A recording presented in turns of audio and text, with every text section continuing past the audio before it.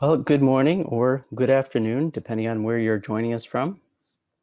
I'm John Walsh, WOLA's Director for Drug Policy in the Andes, and it's my pleasure to welcome you to today's webinar, The Struggle for Human Rights in Bolivia During the Áñez Government and the COVID-19 Pandemic.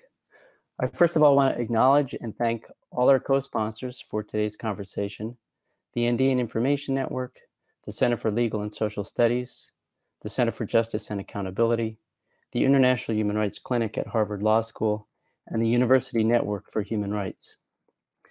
In just a moment, I'll turn to Catherine Lederber of the Andean Information Network, who will introduce our speakers and moderate today's discussion. First, some important housekeeping issues. We have simultaneous interpretation today. On the lower left of your screen, you can choose to listen to the event in Spanish, English, or Floor, which provides the original language. Also, we do have reporters in the audience today, and this discussion will be on the record. After all of our speakers have made their presentations, we'll be opening the conversation, and we encourage you to ask questions of the speakers via Twitter using hashtag WOLA Bolivia. That's WOLA, W-O-L-A, all caps, Bolivia, capital B-O-L-I-V-A-I. And finally, we'll be posting a recording of the webinar to WOLA's webpage, both in English and Spanish.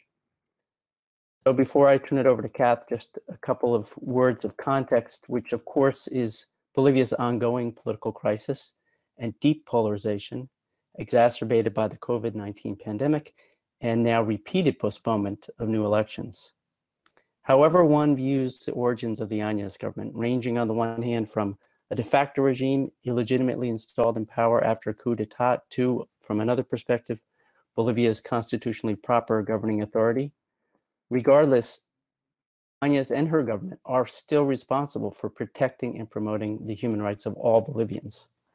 And that, of course, includes the fundamental right to freely elect their own leaders.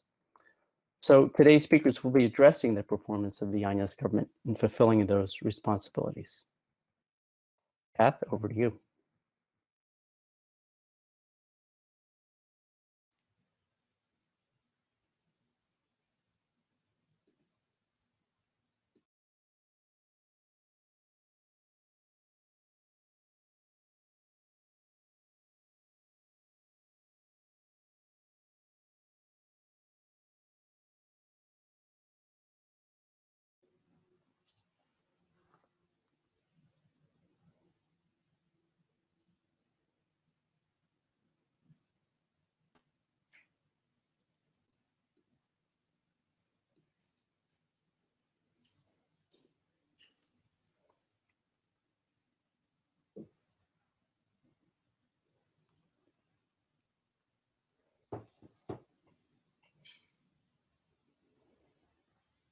Are you ready, Kath? Mm.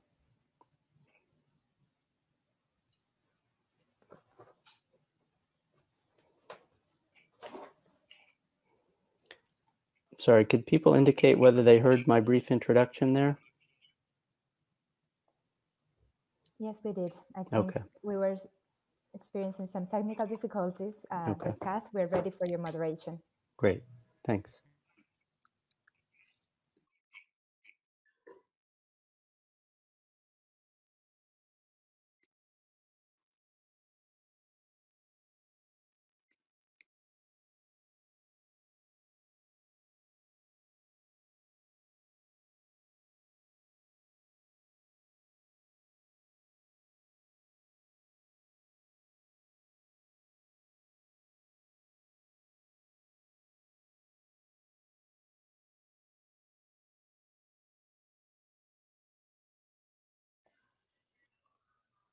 Seems that we're experiencing some technical difficulties with people calling in from Bolivia. Kath, we're ready.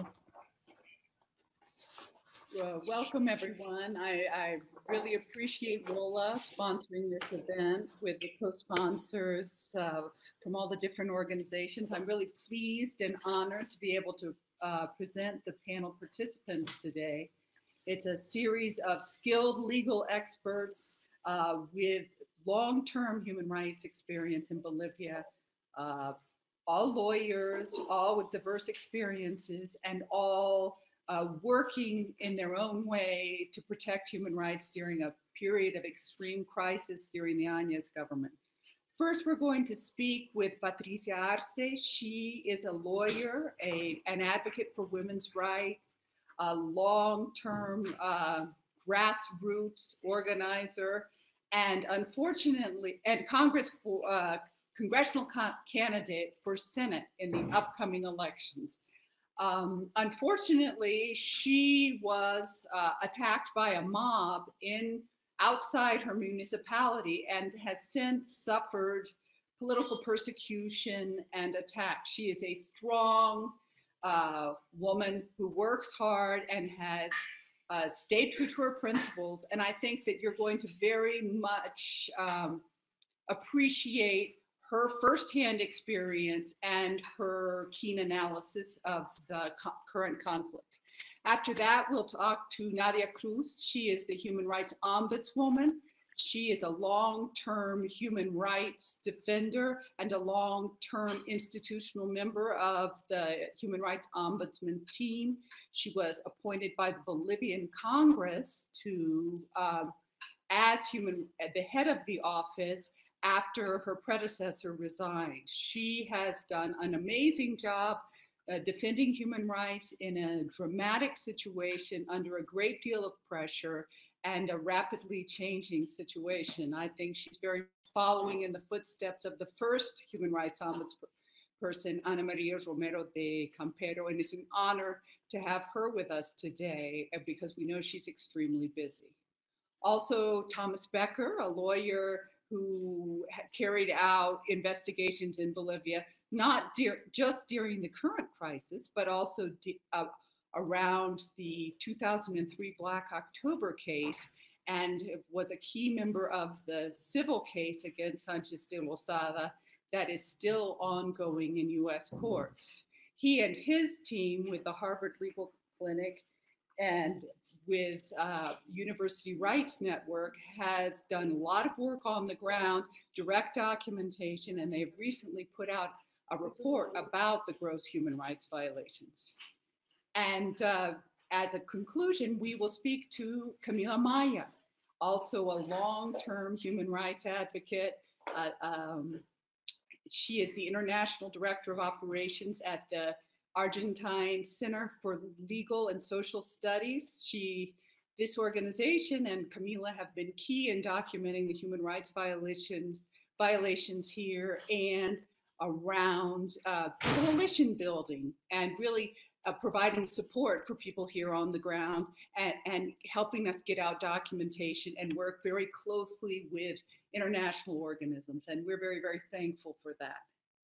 So first, I'd like to introduce Patricia Arce, Mayor of Vinto, lawyer, advocate. I think you really are going to learn a great deal from her presentation. Thank you.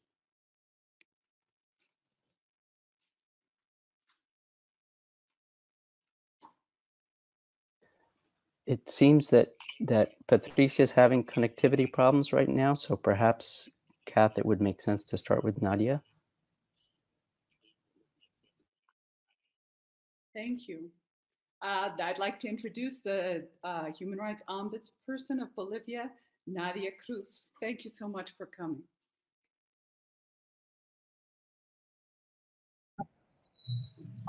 Buenos días, muchas gracias.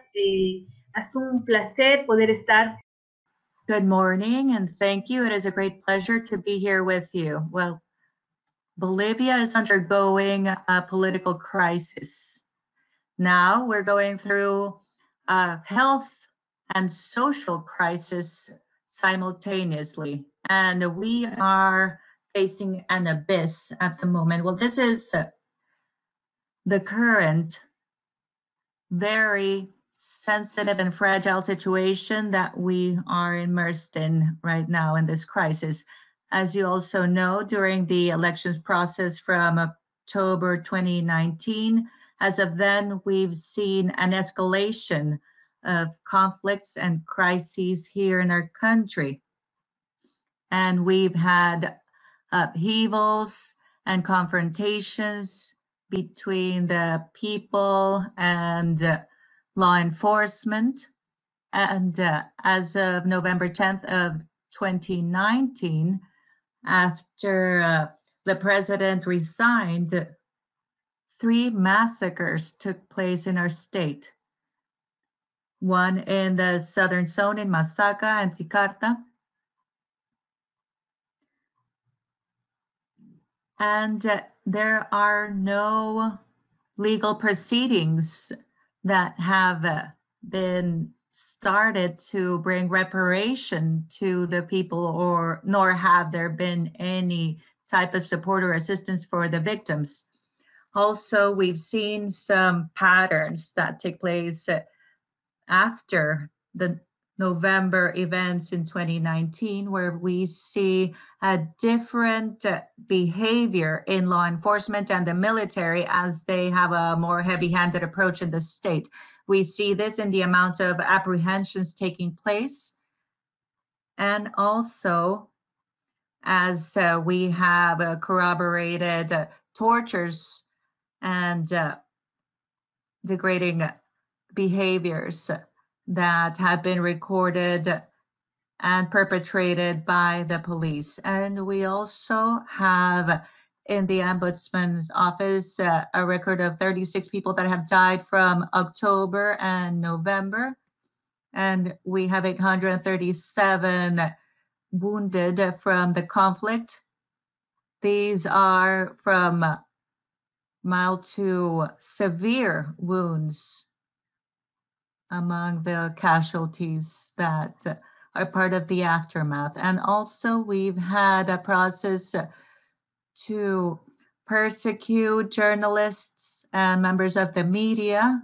Well, this has been perpetrated from both sides, because in Bolivia we have a highly polarized society at the moment. In the case of human rights advocates, we have been attacked, and we've had to resort to the Inter-American Human Rights Commission so that we have measures in place to protect our advocates. And a delegate from my office, Nelson Cox, is now in Cochabamba and has asked for protection measures. And this from state agents, and also for myself as an advocate due to the threats leveled against me. And this only because we exercised our role as an ombudsperson and representatives of the ombudsperson in Bolivia. So since 2019, we've seen that these processes are ongoing, and we have no real rulings coming from the state against the perpetrators. Since then, we have sought other recourses through the attorney generals and state institutions in order to establish guarantees so that from the executive powers, we have authority to exercise our role according to the Constitution, which is to try and uphold human rights for our population inside our state. Well, there have been some violent responses against us. In my case, I already have 3 criminal processes against myself in the public ministry, which is in La Paz. There's an abuse of the criminal justice system, and they have gone to the Constitutional Court in order to nullify the actions that we have undertaken as of last year, since April of last year. And this way, they try to nullify all our actions, all our claims, especially those that have been leveled after November last year. So this situation is now more difficult for our institution and makes our work more perilous. However, we are still exercising our obligations, and we will continue working as the Ombuds representatives. As of November 2019, we have had several processes that have been in the headlines. Well, after the pandemic in March, well, we've seen how our state has then had to face a disproportionate use of authority in order to try and have the legislative be undermined. And this is done by undermining the regulations issued, and this limits our fundamental rights. And we have rigid quarantines that have been in place, and this also limits people's mobility. In the case of Bolivia, and well, these have also led to an arbitrary use of force and an inhumane use of force in some cases. And in this quarantine, they have also used the pandemic in order to have other activities take place and with impunity. And the state has expressed that they won't limit freedom of speech and others. However, actions say otherwise, and they are using legal proceedings in order to limit the state and its controls, and also to establish measures that are purportedly used in order to help ameliorate COVID. Also, something that we believe is important to address is the independence of the judiciary. As part of the Ombudsperson's office, we have looked at the criminal justice system and its importance. Well, since the Bolivian Republic was established, followed by the plurinational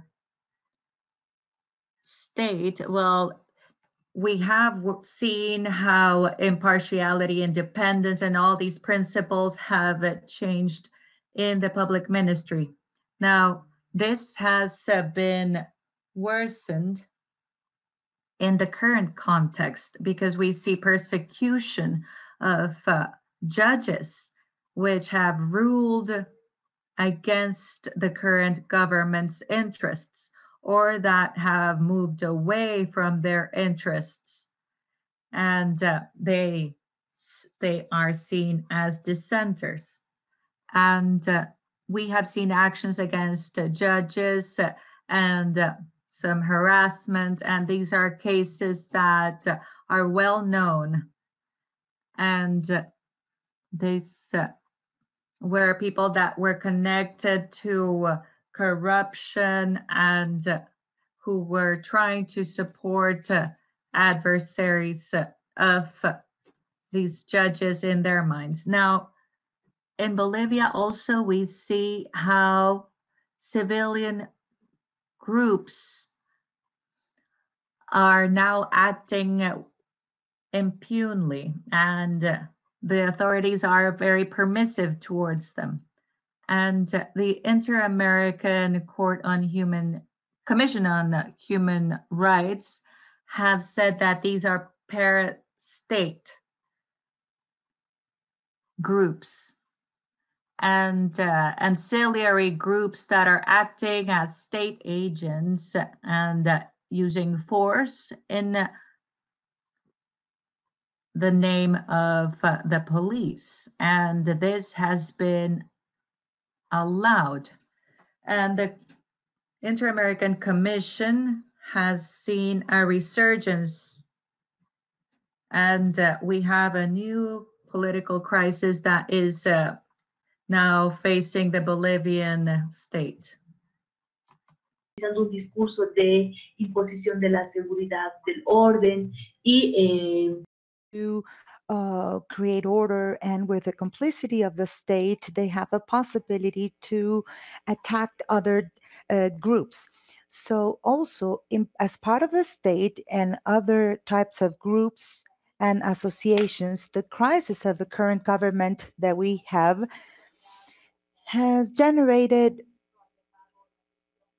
or called the attention that we have, for example, demonstrations with armed groups with different ideologies. So this is something that is concerning, because this is an important announcement whenever there is a fight or something in the population. So this is very important in the Bolivian state. Now, regarding the freedom of speech, I was saying that in November of 2019, we had some attacks, and they were attacking also some of the media outlets. And in the past months, we have seen acts like this against journalists, that they have maybe made some claims, or that they have appointed or named or questioned some of the decisions of the government, but mainly to one of them that he made some important claims regarding the situation with COVID-19 and the health situation, that they use this for other purposes. So this, of course, has generated the need of issuing some other protectionist measures. And we need to protect this journalists, this outlets in order to be able to avoid this constant situation. This is a brief summary of what we are experiencing, and thank you very much. The interview of a very difficult, complex situation in a worrisome way includes harassment and threats against human rights defenders, irregular groups, a violation of the freedom of press. I think that all gives us a better idea of the extreme difficulties that Bolivia and the Defensoria and all human rights defenders are facing. Thank you. Now I'd like to introduce Patricia Arce, my friend and colleague, and the mayor of Vinto, lawyer, human rights advocate, and Senate candidate. Welcome, Patricia. Muchísimas gracias, Katy. Bueno, agradecida por darme la oportunidad de poder contarles todo. Much, and I thank you for this opportunity and what we've been living in the past months.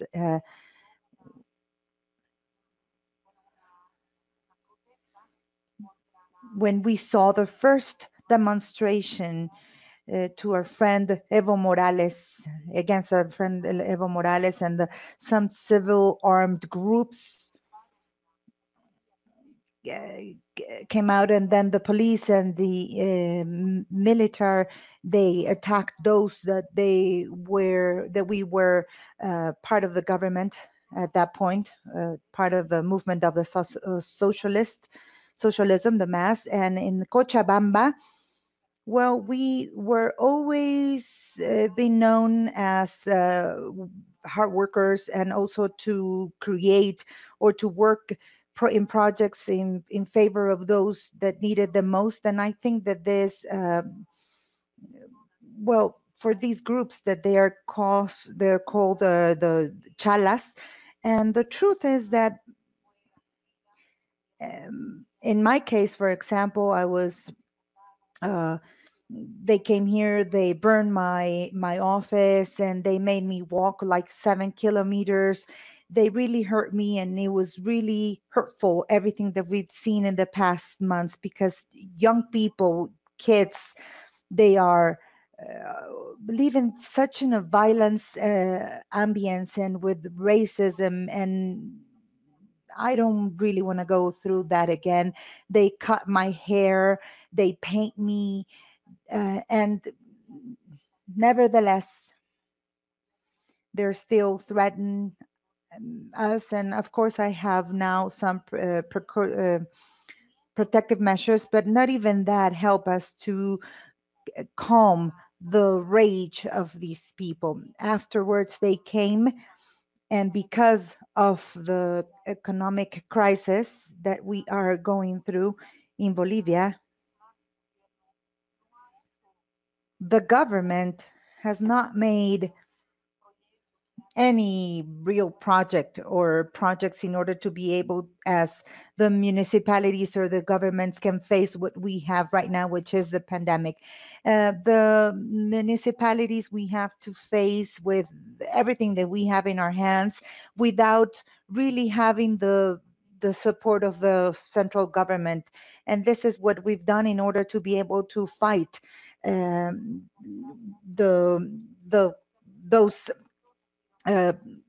country believers. So we are experiencing difficult times, and whenever I get home, they come in and they make sure that I'm in quarantine. They just come into my house without any warrant. They have taken us out of our rooms, to me and my 5 kids, my person. So that's why I'm suffering, and I am facing some criminal charges for terrorism, sedition, amongst others. So with the problems that we faced in November of 2019, they're saying that this was a self-attempt. So, well, we are living very hard times, and I would say that for the first time I see in the history, I'm not that old, but this is the first time that I've ever seen such a level of violence and discrimination. I cannot believe that in Bolivia we're hurting each other's, and I just can't believe that a civic committee of Santa Cruz, they just come here and say that us, the people from the fields, the people, the agricultures, the farmers, we are saying that we are just, they call us names, etc. So the truth is that we feel that we don't have any right to sit down on a table and to discuss this. We are getting to that point. And again, as we were listening to Nadia, we have these groups of young people and with arms, and they're protected by the government and the police in order to be able to just go out and do whatever they want, and they just abuse their power with the indigenous peoples. And this is something that we cannot just accept. Afterwards, they just came into my house, they poisoned my dogs, and the persecution is constant. It does not stop. And now when we're trying to improve certain things, because we want to help get the oxygen, and they're saying that I help the groups that they're blocking the income of oxygen. And the truth is that they're using this situation in order to be able to threaten others, and very hurtful. Let me tell you that the legal system is just, it's part of it. There is no, what can I tell you? There's no rule of law. There's no freedom of speech. The media is just at the service of the state, and they're just there. They're closed. They're being burned, and we are living a total chaos in our country.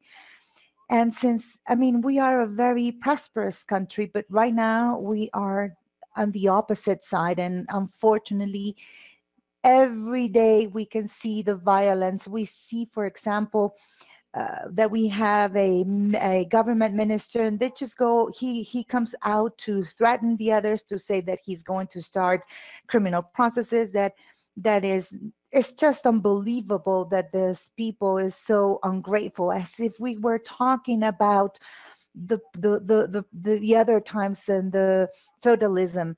I mean, unfortunately, these are very hard times, and we hope that all of this will end soon. And it's very unfortunate that even though that we have some preventive measures, for example, myself, every day we have to go through this type of threats. I do not have any freedom, not even to go to work. They are always threatening me, but the government, the central government, is not doing anything about it. As a matter of fact, they are helping these groups, these young groups. They are just causing terror amongst our country, amongst our people.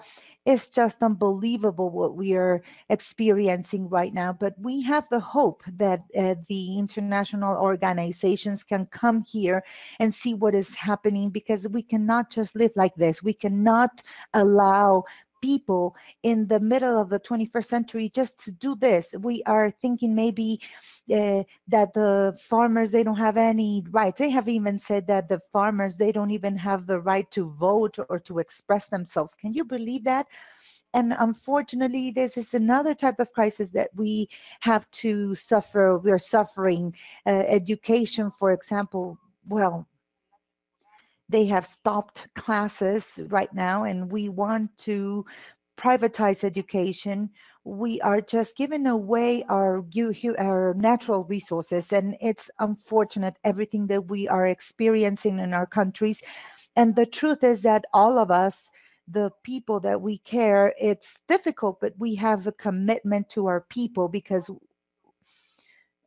all of us, we were born here, and I think that we have to defend our rights. And they even themselves, they were born from they came from a woman, and they're just beating people, indigenous people, women.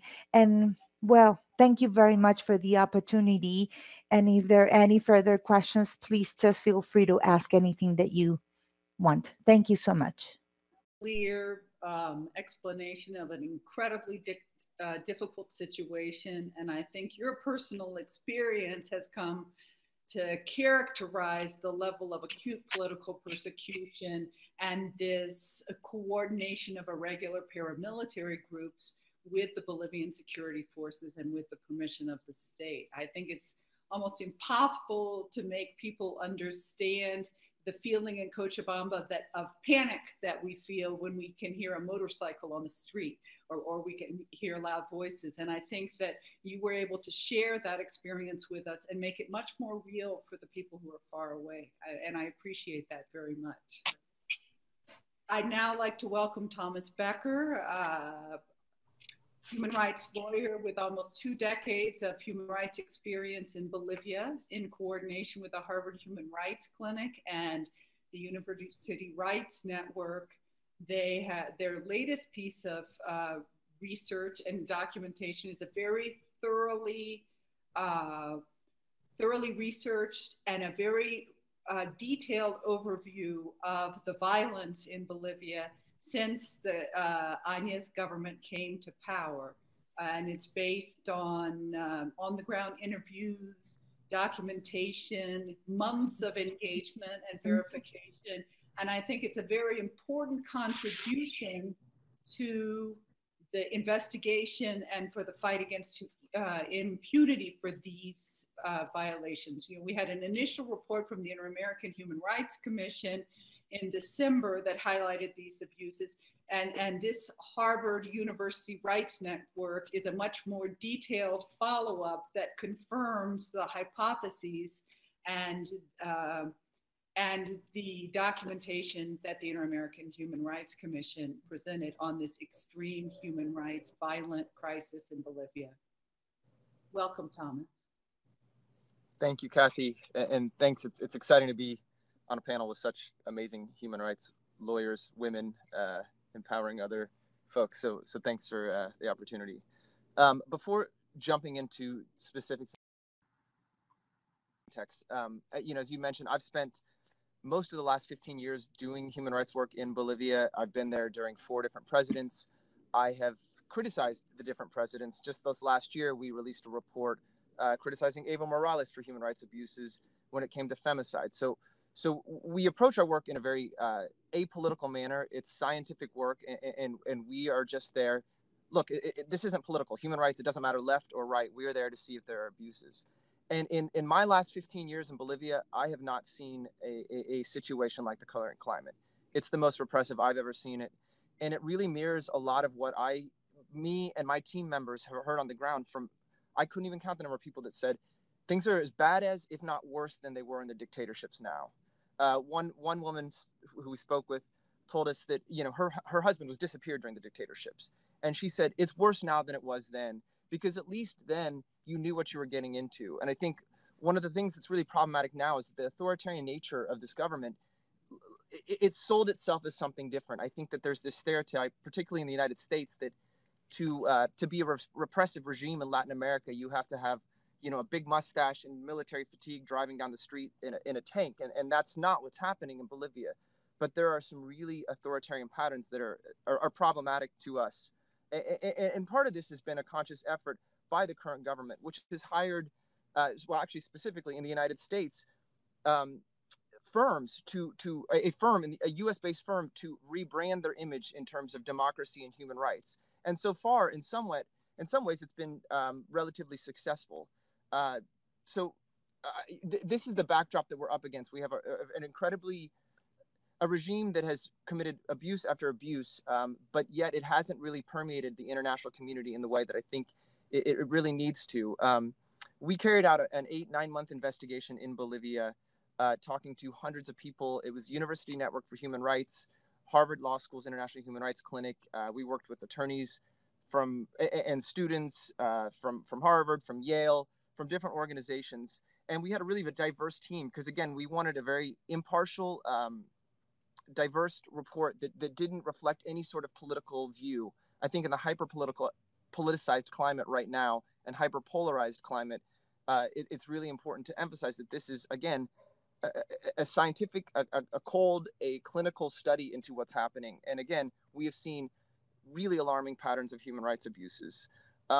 You know, without going into the weeds too much, I will say that the common theme that we found is that those who oppose the government have endured abuses in one way or the other. And so there's really been 3 kind of really clear patterns that we've seen. One, it's been to use violence against those who've spoken out against the government, including the Sacaba and Sencata massacres, to persecute those who speak out that are journalists. They've shut down stations. They have arrested journalists for sedition and terrorism, and to go after human rights defenders like Nadia and politicians. And something to highlight, you know, just how different what's going on, what's happening now is than other governments. Look, November, after Áñez took power, November is the 2nd deadliest month in terms of state forces killing civilians since Bolivia became a democracy nearly 40 years ago.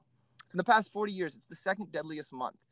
That's really problematic. That's a big red flag. The 1st deadliest month is October, Black October, which is, as Kathy mentioned, is a case that I've worked on for years.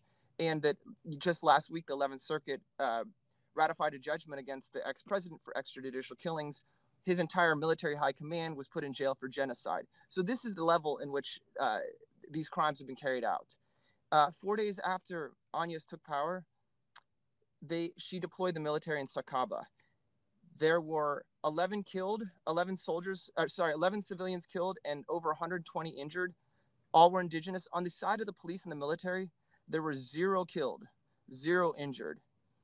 In response, the government publicized a decree that they passed the day before, which gave immunity to the soldiers. This decree was illegal. It was condemned worldwide by special rapporteurs in the United Nations, by the Inter-American Commission, by experts. You simply just cannot give immunity to people that kill unarmed people. So the government carries out this first massacre in which 130 plus casualties on one side, 0 state forces killed or injured on the other side. 4 days later, the same thing happened in Sencata. 11 were killed, dozens were injured, and on the side of the state, 0 police were killed, 0 police and military were killed, 0 police and military were injured. So these are just striking numbers. And, you know, we spent a lot of time investigating these killings in the aftermath. And something that struck me really, you know, I'll bring in a personal experience. I was in Sacaba the day of the killings. I was with Kathy. We actually were there documenting what took place immediately. We saw the piles of blood. We saw the bullet holes that hit the walls. We saw all the bullet holes had come from where the police were situated. And we went to the hospitals that night and the next day, and we met with the family members. I was there the moment the family showed up and saw their injured or killed family member for the first time. You know, it's stuff that, like, I've worked quite literally around the world in war zones, and some of the images I saw, some of the experiences I had, I'll simply never be able to forget. It was horrific. And something that stuck with me that day is one person in the hospital, and I've heard this repeatedly, but this person in the hospital had just woken up from basically a coma, or I don't know if it was medical induced or he just been passed out after being shot. And he was explaining, they massacred us. They shot us. We ran and they shot us. But tomorrow, the press is going to say, the government's going to say it's our fault. They're going to say we're narco-terrorists. They're going to say we're Indians. They're going to say we're communists. They're going to blame us. And I almost so naively thought, you know, I don't know how someone could say this. Like I said, the numbers are, you know, we have 0 on one side and 130 plus on the other. You have bullet holes showing the trajectory of the bullets. You have testimony after testimony. And yet he was right. It was incredibly upsetting to see this narrative that the government had created and that really was picked up. And he said, look, half the population is going to believe this because we're Indians. And really, if you walk away and you look at the narrative, there's a significant percentage of the population that still believes that people in Sacaba shot themselves. This is the narrative of the government. In Sankata, the defense minister said, not one single bullet, the military did not shoot one single bullet, despite countless testimonies, despite walls showing that the trajectory of the bullets came from inside the plant, despite video evidence of soldiers shooting. And yet this narrative has been very pervasive in Bolivia. And the families have been repeatedly re-victimized because they don't believe them. They are told, it's your fault. You shot yourself. Your son shouldn't have been there. He's a communist. He's a narco-terrorist. He's an AVO supporter. And so they politicized and re-victimized people and made it, frankly, you know, certainly race, as both panels have discussed, has been such a big part. Really, a lot of people that were out in the streets, just like right now, were not AVO supporters. People were in the streets because they were beating up cholitas. They were beating up señoras de pollera, indigenous women. They were burning the huipala, the indigenous flag. And so people were protesting for indigenous rights.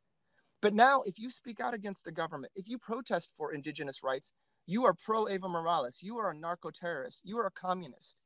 And these are things that Patricia certainly has endured. Nadia has endured. I personally have endured. I mean, Nadia, I visited Nadia several times in Bolivia, and her colleague Nelson in Cochabamba, who works for the ombudsman's office there. He's the ombudsman in Cochabamba. Each time I visited, I was surrounded by what I would call parastate groups who yelled horrifically anti-indigenous, racist, xenophobic things, who tried to attack me multiple times, who tried to enter the following day when I met with Nelson with a gun. Yet that person was allowed, the judge let that person out the same day, despite going in with a loaded weapon. You know, this is the political context. And I only raise this because if I'm getting assaulted, if I'm getting harassed this much, you can only imagine how, with all the privilege I have as a gringo, as a white person from the United States, from an institution like University Network or from Harvard Law School, you can only imagine how they're treating indigenous people in this context. So one of the main patterns, like I said, we saw has been violence against people who've spoken out. They've arrested people. They've attacked them. They've tortured them. They've sexually assaulted protesters in prison. But they've certainly gone after the press as well. They have shut down stations. The former minister of communications said, we have a list of seditious journalists, and they will be dealt with. And the way in which they've dealt with them has been to shut down stations. It's been to kick out international journalists from critical outlets. Telesur, RT, they were kicked out. It has been to charge people with sedition who have spoken out. It's even been to charge, there was a blog, like an online independent news site that created an article, a journalist created an article criticizing the government, calling it a coup, saying what happened in Sankata was a massacre. She was thrown in jail for sedition. The domain owner of the website was also thrown in jail for sedition. These are people that are being charged for terrorism or sedition for saying killing unarmed people is not okay. But this is the current context. Then you have politicians. You have Patricia, whose story is so horrific, but in some ways not extreme with the current crisis. I think it's really emblematic of what is happening in the way that she was brutally dragged through the streets. This government is brutally dragging human rights through the streets. They are persecuting hundreds of former political opponents, particularly from the MAS party. They are, like I said, creating this context where if you criticize the government, you are Masista. They responded to our report multiple times saying that we are part of this leftist Castro Chavista conspiracy because we said shooting unarmed people is not okay. You have a responsibility to investigate what happened and hold responsible the people that killed unarmed civilians. But yet they politicized it. There are up to 600 former politicians who are being investigated or have been charged or thrown in jail, but also their family members, also their personal assistants. I mean, the babysitter of a former minister has been arrested for terrorism. So they're casting this net as wide as possible, and it's creating a climate in which people are calling for elections, but I'm not sure how you have fair and free elections when if you are part of one party, you are potentially a terrorist. And this is not an endorsement on any levels of any party. I'm not, you can be left, you can be right, but what you cannot do is target a specific group and create a space where if you are politically aligned with someone who's not aligned with the government, you go to jail for terrorism. This is what we've documented over the last 8 months. And unfortunately, the current situation is continuing the same. This government had one mandate, which was to call elections. It was supposed to call elections in January. It has canceled them time after time. Now they've canceled them again as of 2 weeks ago. Allegedly, there will be elections in October. But again, now they're using COVID as a pretext to cancel elections. They're using COVID as a pretext to crack down on protesters. They're using COVID as a pretext to arrest people. I mean, there are videos that have gone viral of police just beating people on the street, of paramilitary groups working in coalition with the police to attack protesters.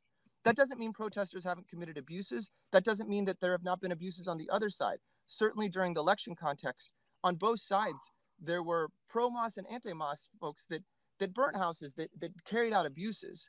But what is really clear is that this government has a responsibility not to carry out abuses and to hold those responsible, but they have carried out abuses on a level that really I haven't seen in all my years here. And again, so many people have said, this is reminiscent of the dictatorships. We are scared. I won't take too much more time because I'd much rather hear from Bolivian folks and answer questions.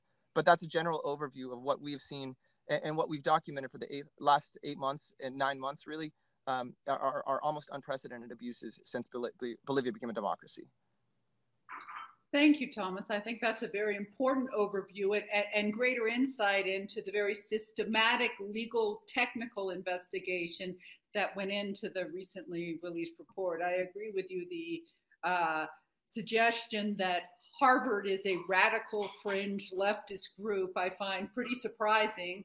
It's important to note that Secretary of State of the United States, Mike Pence, went to Harvard Law School just like you did. I agree with you about the escalating violence, about the level. You know, AIN has done a great deal of work in drug war, human rights violations during the 80s, the 90s, and the early 2000s. And certainly that was an extremely violent period in the Chapare region. And yet it's worse now. There was recourse, there were rules, there were ways to assign consequences, and to break or to create an impact with documentation of human rights. And right now, the situation is very worrisome. And I think, as you mentioned, the Sacaba massacre was cocoa growers or members of cocoa growers organization from the Chapare, the Cochabamba Tropics, an area that I've worked in, John has visited many times, and that Patricia also knows quite well. And this process of initiating with a massacre and then continuing through with the stigmatization, the prosecution, a kind of racist focus on these farmers as narco-terrorists is quite troubling. And it's really, you know, a key example of a broader phenomena that continues throughout Bolivia. I would really like to welcome now Camilla Maya of CELS in Argentina.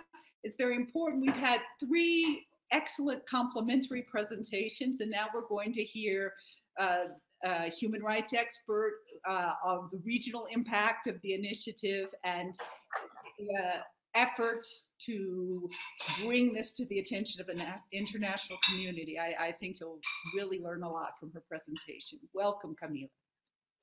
Hola, muchas gracias, Katy. Voy a hablar en castellano. Thank you very much, Kathy. I'll be speaking in Spanish. First of all, I'd like to give you some background. CELS is an Argentinian human rights organization. Well, we started working right after the dictatorship and as we were trying to consolidate democracy as of '79. And from the outset, we have accompanied this process, which started in the rupturing since November last year. And we wish to promote, well, we want to see how these movements and the suspension of these mechanisms that we know don't guarantee at all, but are minimum control mechanisms controlled by the majorities, and these have some profound effects on human rights. And therein lies our purpose, because, well, as Nadia and Patricia have been saying, and as they convey their position, and here we're talking about the ombudswoman and a mayor, a Senate candidate with a long-standing trajectory working in the political realm. Now, if they have experienced what they have experienced, well, that's the level of persecution that we're talking about.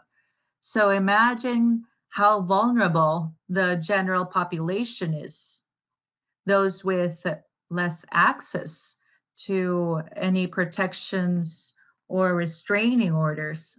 So it's worth noting. Well, also, I've been very fortunate to work with Thomas, and I've read their recent report, and it's worth highlighting their work on human rights as a model to work in this movement. I think that there's many noteworthy elements there because it's an exhaustive analysis of what took place in Bolivia last November. Well, first, because we see all the egregious human rights violations as stipulated by the Commission, but also we see that there are many individual cases that we have now surfaced.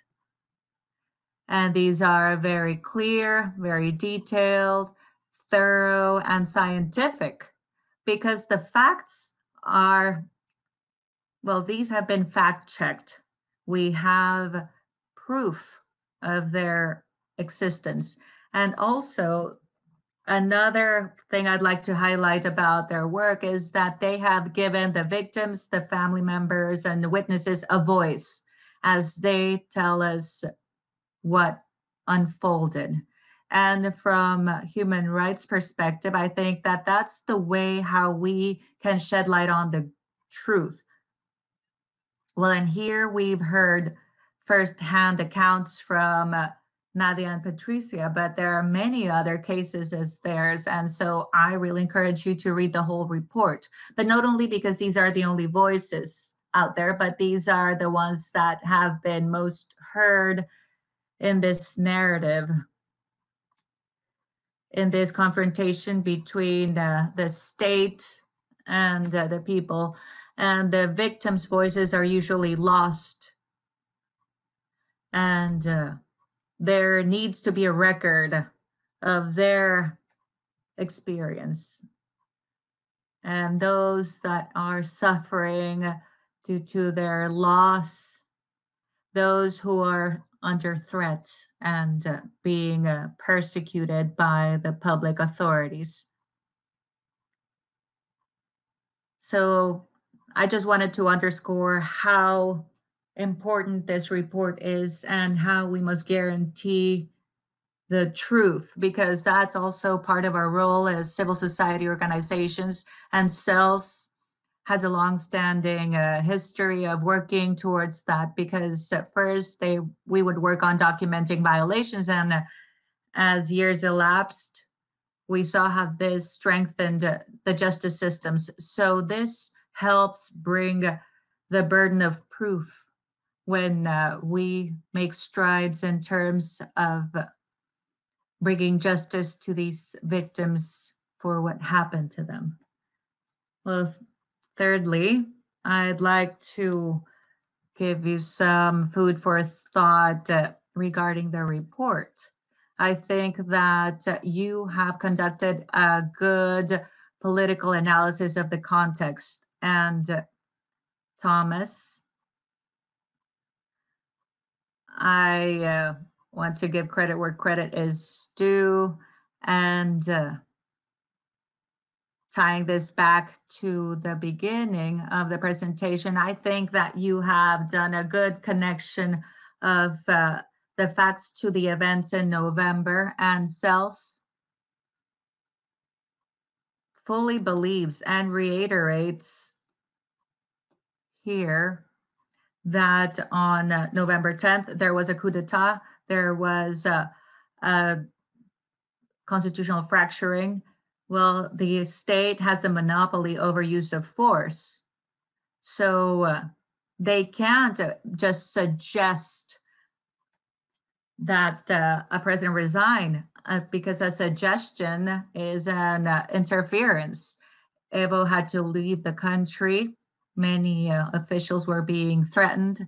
What followed, which is reported in several places, but including your report, well, there was a meeting convened where different sectors,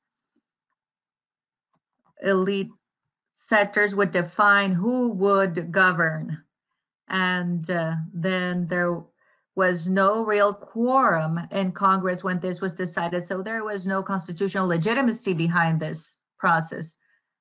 So I think this is all key when addressing human rights and what this means for a government that is illegal and illegitimate, which is stemming from a coup. And the CELS is concerned because this seems to be a regional trend. And that's worth highlighting as well, because we have denounced what happened in Honduras in 2009, in Paraguay in 2012 with Lugo, and then in Brazil in 2016. And we believe that in all these cases, and now with Bolivia, well, these have established a trend. This is following a pattern, and the human rights movement should point it out. And the sectors assuming power in Brazil as of 2016 and now consolidated with Bolsonaro's election, these are sectors which are ultra-conservative. These are antithetical to the human rights and equality principles.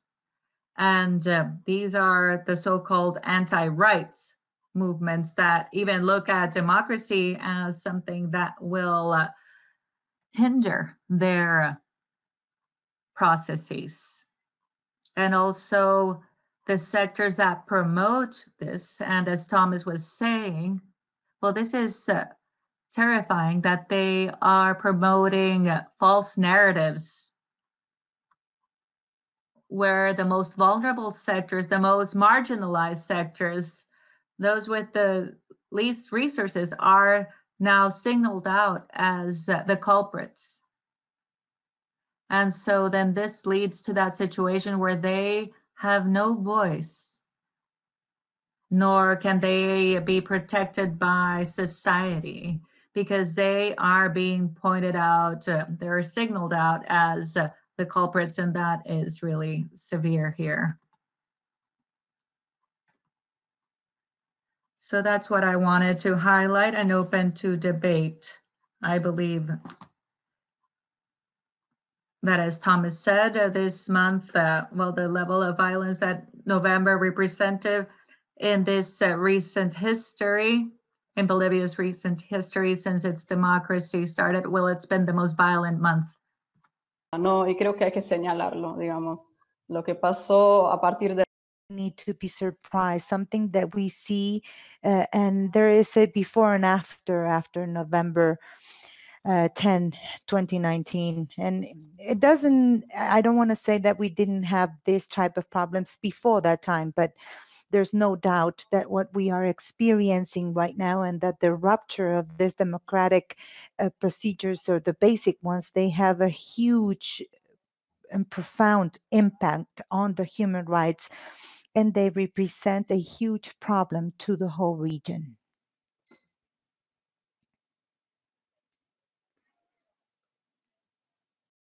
Context, it's very, very important for everyone to take into account that the Bolivia situation is not an anomaly, but it's a very dramatic example of other patterns. I think that your highlighting of the importance of the Harvard report and the importance of hearing voices directly from Bolivia is really something crucial for us to take into account. I think I really appreciate the contributions, the diverse contributions of the four panelists. I think it's important to know that from all these very diverse perspectives, we have a consensus on the patterns of extreme violence, of lack of respect for human rights, and this process of authoritarianism and political persecution that exists in Bolivia. I appreciate all of your input very much. I also appreciate that you were very careful keeping time, and because we are on a tight schedule, and you were able to really summarize a tremendous, very complex situation in a short period of time. I'm glad now that we do have time for some questions. The first question I'd like to ask, and any panelist can answer, is, or several, how has the Áñez government responded to criticisms of its conduct and recommendations from human rights monitors, both national and international? If you don't mind, I'll jump in, just because at this point I can't even, the list has become so incredibly long.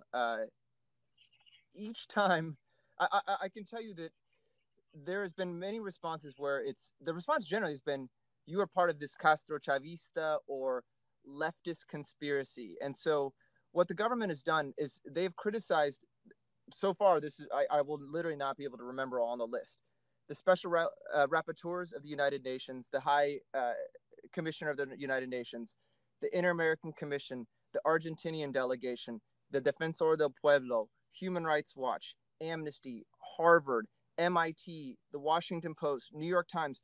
Over and over and over, the response has been, this is part of some leftist conspiracy.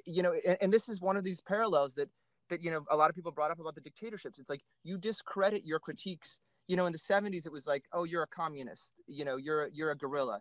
Now it's, still you're a communist or you're a narco-terrorist. And so they try to discredit any criticism. Even our report, they released a statement. They did not address quite literally any of the substance in the report. The narrative is, well, you're just you must be pro-Evo, or you must be a leftist communist. You're part of this conspiracy. So they haven't addressed the human rights issues. They just push back in this very kind of like almost bullyish way to all those institutions I just named, which really are amongst the most important human rights institutions on the planet. But repeatedly they say, it's part of a leftist conspiracy, rather than addressing the actual issues that have been raised. Thank you, Thomas. I want to add one more question and pose both questions to all the panelists. One, what has the government response been to human rights critiques nationally and internationally? But also add to that, if the other panelists could respond, what's the reaction or the role that the international community has played within this context in terms of denouncing the abuses, or what is the posture that the international community has taken to this very extreme human rights situation in Bolivia? Thank you.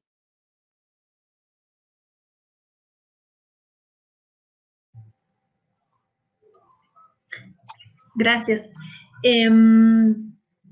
particularmente particularly Bolivia is going through a very strong crisis. It's not something that is just happened. It's something that we've been suffering from many years, and it just ends up the final moment comes in November of 2019. Bolivia in 2019, we have this constitution where they recognize the peoples and the indigenous peoples, and they include this population not as a vulnerable sector, but as essential part of the structure of the state. And this progress has been very significant because it really responds to the reality that we have in Bolivia, the composition of our country. And after November of 2019, there's a rupture, a very important rupture. And this is something that we have to review because this is why this is so important. And this rupture comes from the plurinational state that is with human rights, recognition of human rights, etc. And we have a rebirth of a republic, and this is the way that they formalize a state of something previously where it was a colony, and it was a system of persecution and not recognizing the rights of the indigenous peoples, and that they were extremely they exclude women mainly and indigenous, and they were having this religious discourse. And this has come to the point where they have this argument saying that the republic, with the exclusion of the rest of the Bolivians, where every criticism that they receive is that all of us that we are criticizing, it's because we are against the republic, which is the highest point of the state, and we are against the right of life. We are against the religion at some way. So they have adopted this position as to say that any person that questions or criticizes anything, they are the enemy. So what is the response of the state? Well, besides disqualifying anybody, they say that they want to, they present criminal charges. So now if you say something, well, you are a criminal. If you fight for your human rights, or even to ask for accountability. So all of these, for example, the legal independence, the answer that they have is that the state, if you have mentioned that you are against the government, then at that very moment you are you are presenting sedition, you are a terrorist, and you are part of a terrorist group. So they have used this criminal policy in order to be able to pursue anyone who is against their beliefs, so any opposition. Now, regarding the international response and even the human rights organizations, etc., I would also ask Thomas to express a little bit more about this, because he had the opportunity to come to Bolivia and to share the what has happened. And I think that there's a huge silence right now, even right now. We have this silence. I don't know, back in November, I think that we had a huge silence. And particularly as an advocate of the human rights, I would say that our lifeguards were the Inter-American Human Rights, which is a commission that is outside Bolivia, but that they're always taking care of the things that we're doing, and they could be even more critic, or the High Commissioner officer, but the office of Michelle Bachelet, the first statements came from the commissioner. And I would say that they were so important because they serve as a counterpart to everything that we were living. I wanted to express that as advocates of the human rights and everything that we are suffering and that we are keeping to ourselves. There was a certain moment when we were so pressured that the only thing that really saved us was this. And it was not part of the international organizations in Bolivia.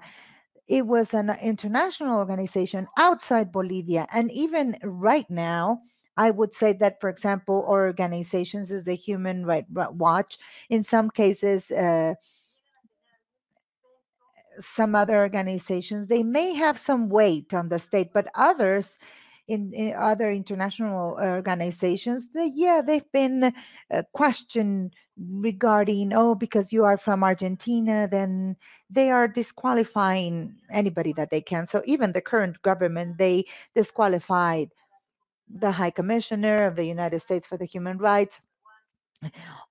They criticize everybody basically, and they use different arguments because they don't have any sound background to say this, but they just say that all of them are the enemies. And I just want to mention, and I would like to listen to Thomas about this, because this is something very specific, how we face things after November and the situation that we currently have.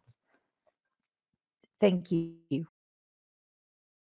Thomas, do you want to add anything, or other panelists? And then we have a series of other questions we can move on to. I mean, if others want to Thank you, first, Nadia. I can chime in, but if others have a perspective. Yo solo, Katy, sobre la pregunta de cómo reaccionó la comunidad internacional. Nuestra to mention something regarding how the international community responded, and the movement of human rights, specific in the Americas, is that we felt alone. And maybe this has to do with what Nadia is saying, that, for example, the people from Argentina, we are just, a group over there, and that we were attacked by the rage of the delegation. I would say that, I mean, I received these reactions, these opposed reactions, that is from the side of the state, that this complete part of trying to make these things legitimate, and also the recognition of this solidarity, that it was just very localized in the Argentinian community. But because this delegation was not one organization, and it wasn't from the Argentinian government, it was from different sectors of the society. You also have people from other parts, for example, Argentinian journalists, that they suffer in person very important violations in terms of human rights on behalf of the Bolivian government.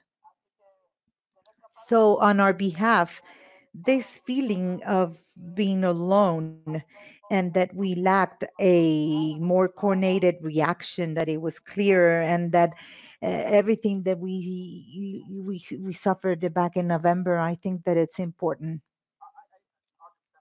What's said, and I think that there are, boy, it's hard to do human rights in Bolivia right now. It's hard to be Argentinian. I mean, several of the times that I was attacked, they said, he's Argentinian. They thought I was Argentinian, because the first people that spoke out about what was taking place was this group of Argentinians.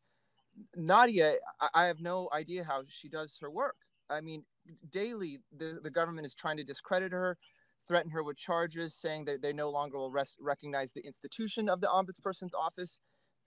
There's not a space to do human rights in Bolivia, in my opinion. I think it's an incredibly difficult thing. And what the ombudsperson's office, what Nadia is doing and her team, is incredible. But I think certainly they need the support of the international community. And I think the community's been really divided. I think they don't know how to respond. I think that it's been so politicized. Again, the current government has hired a US-based firm to rebrand their image as human rights. So these are folks that are like, they're talking to the right people to make sure that, no, this is democracy. But Evo Morales, like, it's this almost this really frightening whataboutism. And I think that the response from the international community, though has been like moderately critical, it hasn't been incredibly supportive. And I think it's really left the few institutions like CELS, certainly like the Defensor del Pueblo, kind of hanging in the wind and trying to do this on their own. And I think we need a lot more international support, definitely.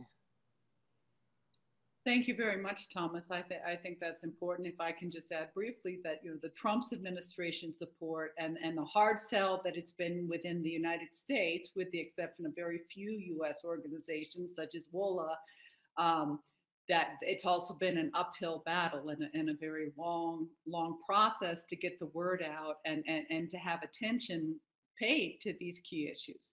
That the consultants hired by the U.S. consultants hired used pictures from the Friends TV series to promote the armed forces as if they were members of the armed forces. Kind of gives you an idea of the kind of perverse and troubling nature of this PR campaign.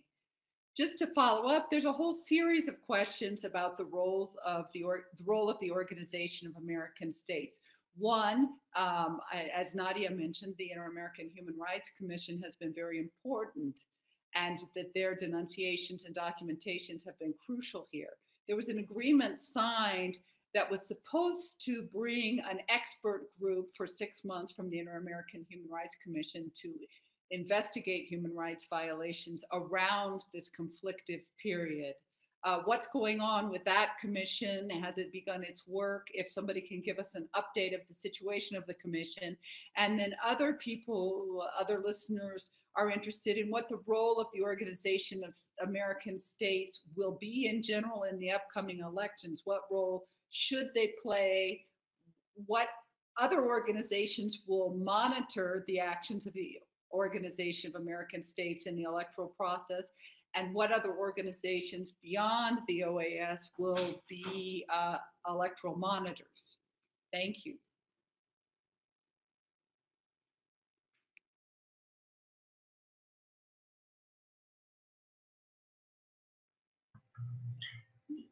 Bueno, la Comisión Interamericana de Derechos Humanos a través del GI fue...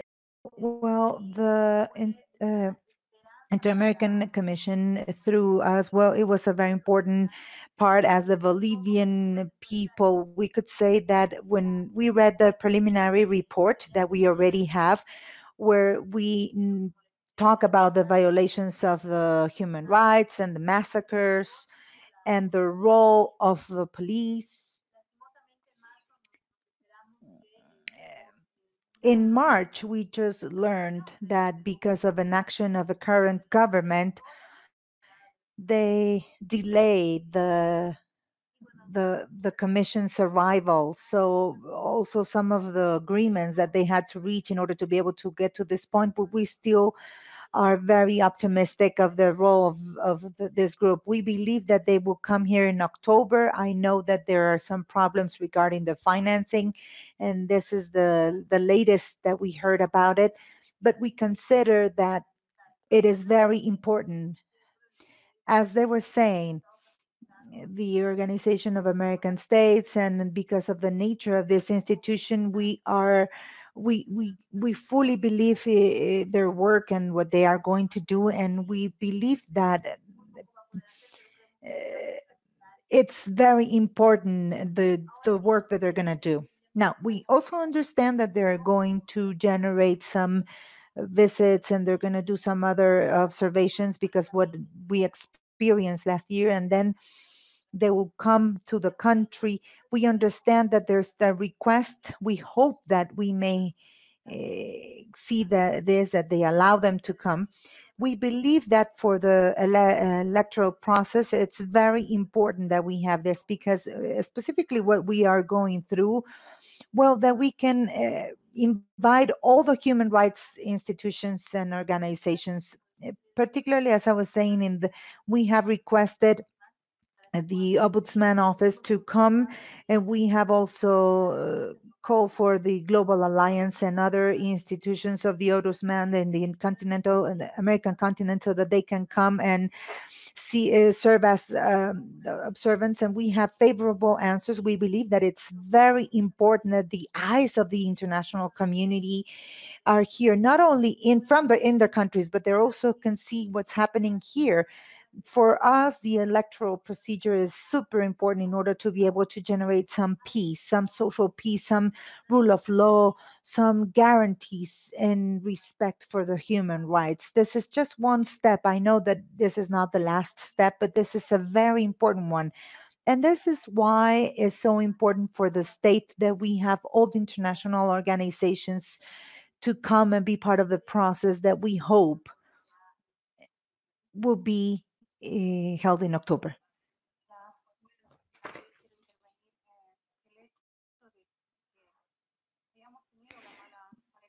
the fact that we had this bad experience and the role of the American organization and the fact that this will affect in some way, and the fact of the lack of information of all the media outlets, that they are just serving the current government and they want to, you know, discredit what we're doing, and saying that the international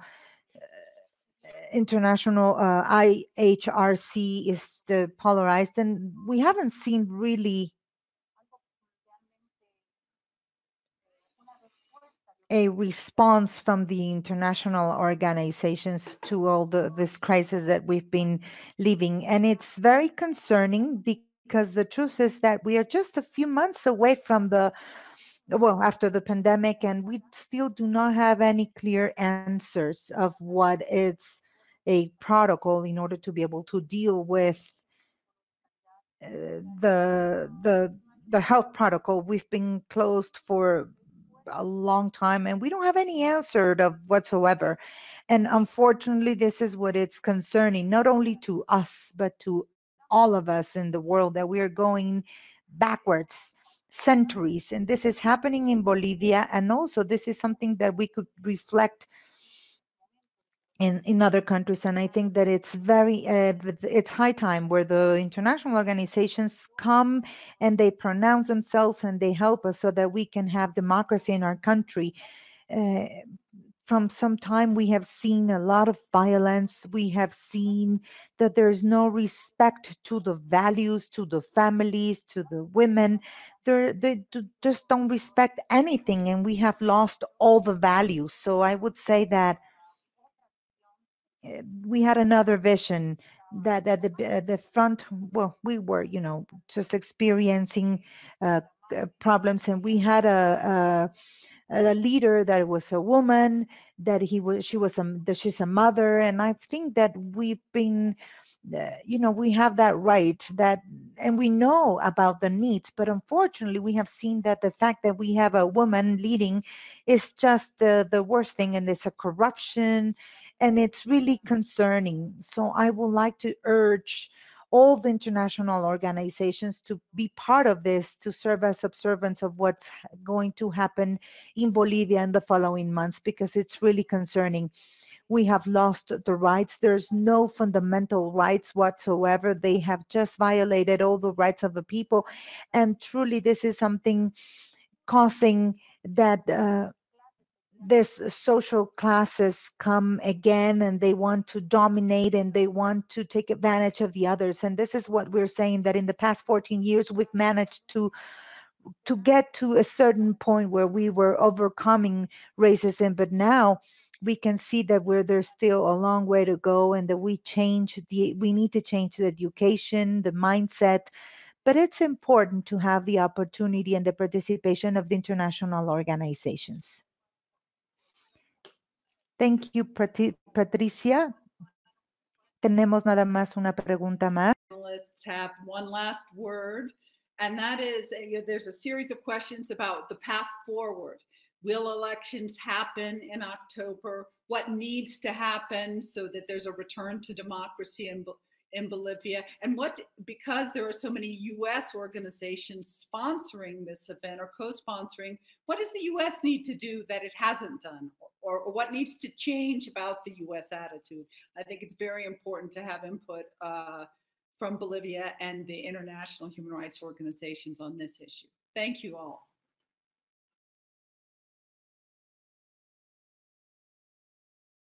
Camila, would you like to say something?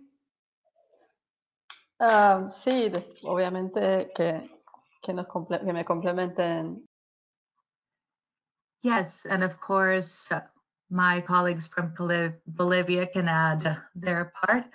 Well, I wish I had a crystal ball to predict what and forecast what will happen, but based on the statements made in the face of all the violence taking place and all the movements that have arisen since the elections, well, these statements are not asking and demanding from the state itself. They only demand from society and the protesters for them to stop, and they don't ask for anything more.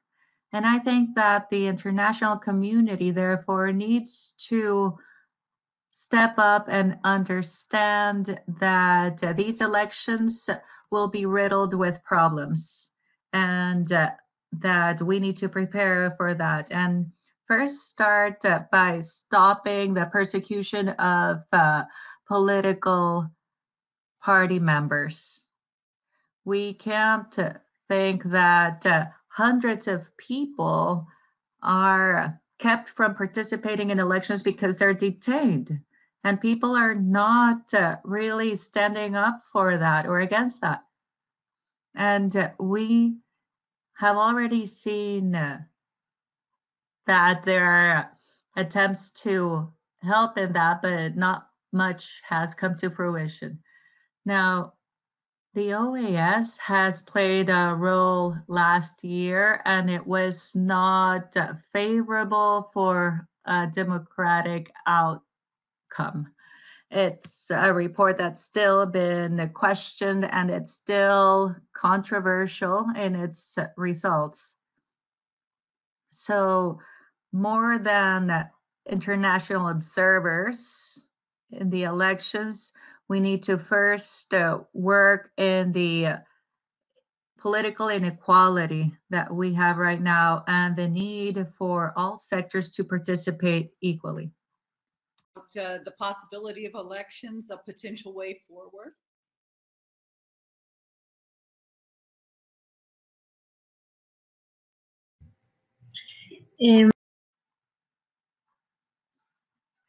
Yes, only to add that in November 2019, in order for us to reach an amelioration of the conflict as it was heightened at its peak, well, the OAS and with the UN, well, they said that we needed to hold elections not only to fulfill a tenet of democracy, but it was a milestone that the country needed to appease it as well. However, we saw a lot of repression against one particular sector. And this type of systematic violation of human rights and oppression, well, that led to even a more push towards elections. Now, what would we expect to see as the ombudsperson's office? Well, that those in charge of leading that process, that they do so safeguarding the population and the process itself, but mostly to bring peace with that process, that people feel that they can vote freely as well, and that they will be able to choose their rulers, their presidents, and that those elected, well, that they can feel reassured with the fact that they can express themselves freely regardless of the outcome, and that they can express themselves peacefully. Now, I don't know if international organizations will be able to guarantee this. However, we have great hopes, not for now, but based on the analysis conducted in November 2019, we see that we need to build peace in the state. Bolivia, unfortunately, has been hit hard, and our society is now deeply fractured, and we need to begin this process as soon as possible. This is urgent and necessary. Thomas, do you have a very brief concluding comment? Maybe you as a U.S. human rights lawyer can speak on the role of the U.S. or what the U.S. has done or should be doing differently. look, without U.S. support, the Bolivian government, the interim government, the current government would not be able to be doing what it's doing. So certainly we need to pressure the U.S. government. They've given them the green light. I think in many ways, Bolivia, like a lot of authoritarian governments around the world, have become a litmus test for this government. The same week that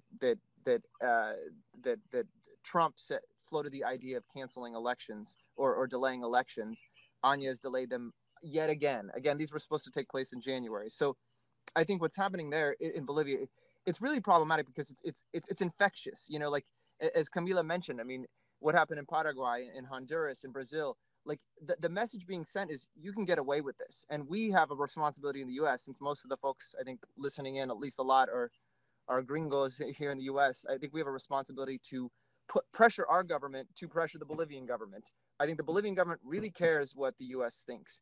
A lot of the interviews I've been asked since we released our report is, how can this affect us? Like, how can this affect, does this mean they can withhold funding? Does this mean they can sanction us? That's something Bolivians are really worried about, particularly this government. And there are things such as the Leahy Amendment where, the U.S. cannot be funding, military squads that kill people. So I think we have a responsibility to pressure our leaders here, because I think it makes a difference, unfortunately. I think that particularly this government, they look to what the U.S. does. I think there's still this really problematic colonial relationship. And the more Trump gives them the thumbs up, the more they're just going to continue, completely repressing the Bolivian people. So I think there is a space for activism in the U.S., and I think we need to hold them accountable through the mechanisms we have in the United States.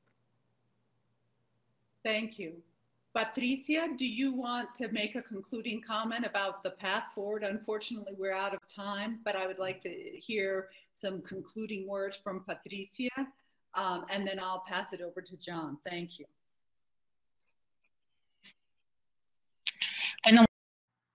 Well, thank you very much.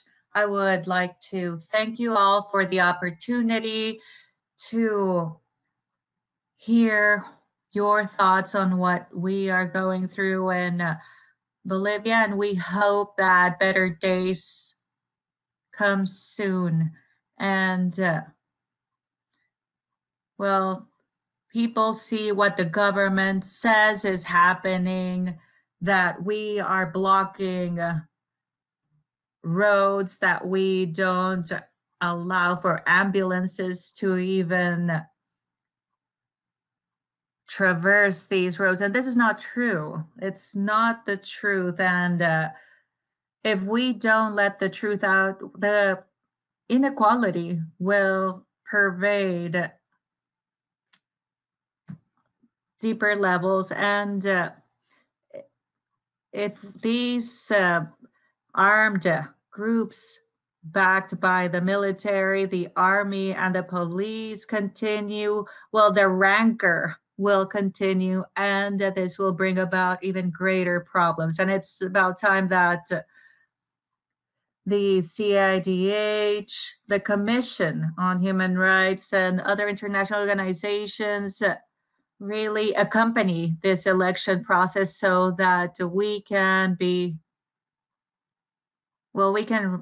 rest assured that we will be able to overcome this, and that these people who are wantonly violating human rights without any consequence, that they don't continue. And I'm really thankful to all of you, and I urge you to please continue supporting us. And I also urge other international organizations to advocate for us. And to the ombudsperson, please keep on doing what you're doing. And we need to work towards peace and to dispel the rancor. And all Bolivians, all human beings, we aspire to live in harmony and peace, and for God to shine the light forward.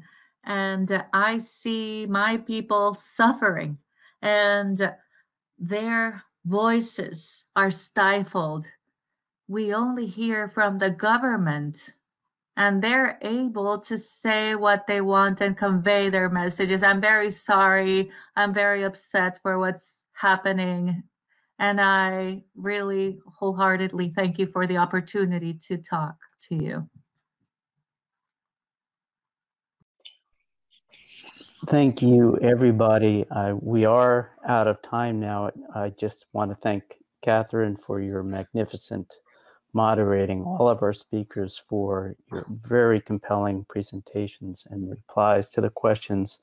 I also want to thank our interpreters for their valiant work.